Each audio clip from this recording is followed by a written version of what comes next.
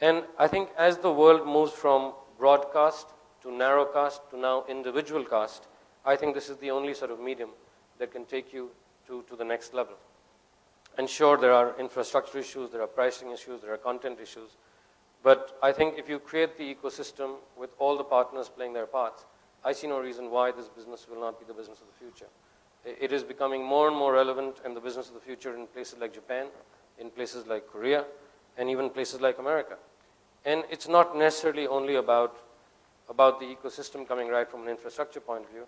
Recently in Thailand, the AIS telco network, along with Honda, used their mobile systems for their consumers to educate them on safety tips on motorcycle riding during rainy season. So clearly, you can deliver content. Now, in the AIS case, they could target motorcycle owners, people obviously who are receiving that message. So it's targeted, it's fixed. And I think from an advertising or from a marketer's point of view, nothing is more important than having a message delivered at the right time to the right person in the most effective manner. And I think, therefore, I am extremely optimistic going forward about this whole medium. Fantastic. Thank you, Nirvik. That was a very, very nicely summarized insight. Jasmeet. Yeah, thanks. So I've had the privilege of watching one industry grow from nothing to 5.5% of total advertising, and that was the internet industry. When I joined in '95, there was nothing to even talk about the internet in this country. Last year, when I saw some of the precursors that were important for an industry to grow and come to a stage where advertisers find it very attractive, I saw that most of the precursors were coming together in the mobile world. One of them, of course, was what Rajesh showed you in the first slide, and that is the mass, the reach. There is no doubt today that the numbers that India is adding to the mobile space is tremendous. So the reach and the scale is already there. That's the first precursor to anything that an advertiser will look for. I think that is going very well. The other big thing is the fact that there are accepted standards today around which you can create, you can build upon. So for example, in the internet world, you had standards like TCP/IP. You have those established standards here today.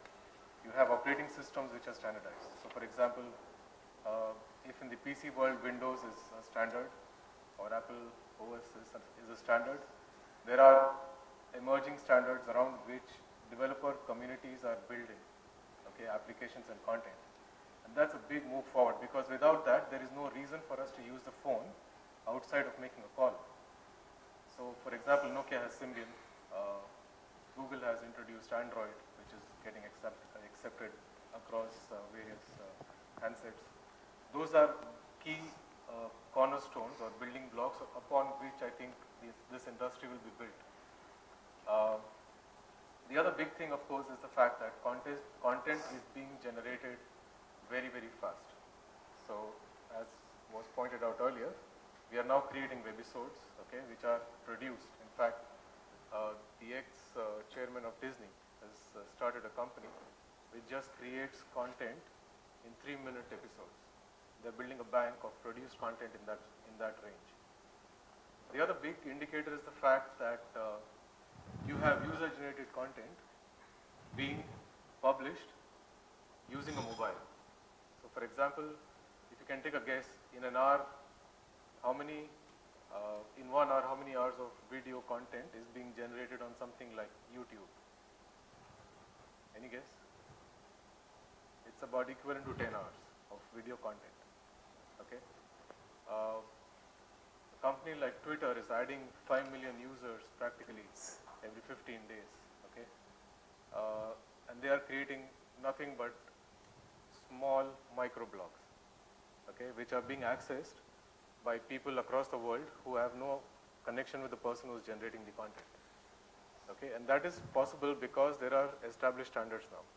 All right, and you have a standardized window, like a browser, which is common to every phone. So I think these things are falling in place, and one of the big reasons why advertisers will get attracted is because, as Nirvik pointed out earlier, you are providing a real context for a person to go to a destination. Okay?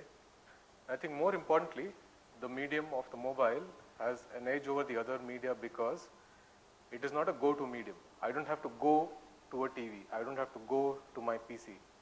I don't have to go to my newspaper to open it and do something with it. I carry this with me, okay? So what are the advantages you get? Besides knowing who I am, you know where I am, and possibly you can then therefore tell me what should I be doing if I have, say, subscribed to a service of a certain nature. There are today data platforms like Maps, which you carry in your phone, okay? The technology is becoming more powerful and it's becoming cheaper. So we are able to give, as handset manufacturers, every year more and more power into the hands of our consumers at a cheaper price. Okay, so that means that you are creating an ecosystem, okay, by just providing me the means to consume more over and above what I'm expected to do with the phone.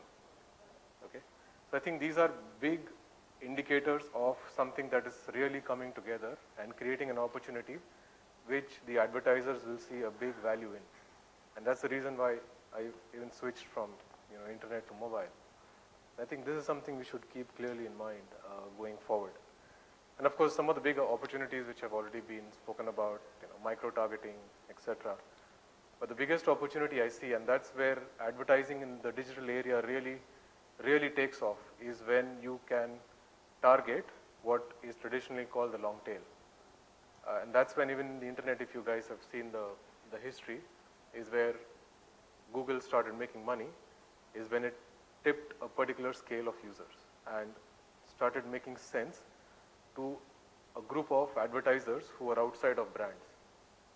I mean, they are cut of the pie which they don't publish, but the real money they make is not through display advertising, which they don't do, but they do it through a performance-based advertising which talks to the individual entrepreneur, not even medium-sized companies, but the mom-and-pop stores in the US.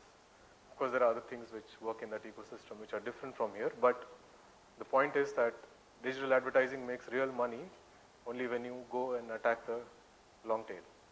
And given the scale at which we are in terms of the handsets in the hands of people in this country, we are in a fantastic position to tackle that. Okay, so these are, to my mind, the big opportunities. Fantastic, Jasmeet. Thanks. And you mentioned Nokia and Android. You didn't mention iPhone. Can we? Was that? Just kidding. So it was a very, very good summary. And then we move on to Rashmi, who represents the publisher's view of the whole thing. And as the last speaker, you can understand how difficult it is to me to speak after all of them have given their viewpoint. So I'll start off with a simple story. It is actually what happened when we started making our LiveMint website. We had a huge product team, and they all had very strong views on what should go in and what we should eliminate and what is the reader expecting and how we should configure it. And I think the entire July team knows how bad it was. So we decided to sort it out, and we invited people from Morgan Stanley, Ernst & Young, BBC. And it's very easy to collect them because they're in the same building as us in Delhi. And they came up, and we sort of did a small focus group and listed down everything that they were expecting from our site. And if we were thinking that they wanted our, LiveMint site on the mobile, we were really mistaken. They actually wanted a television channel on their mobile. Because they started off by saying that, okay, I should be able to see the LiveMint videos.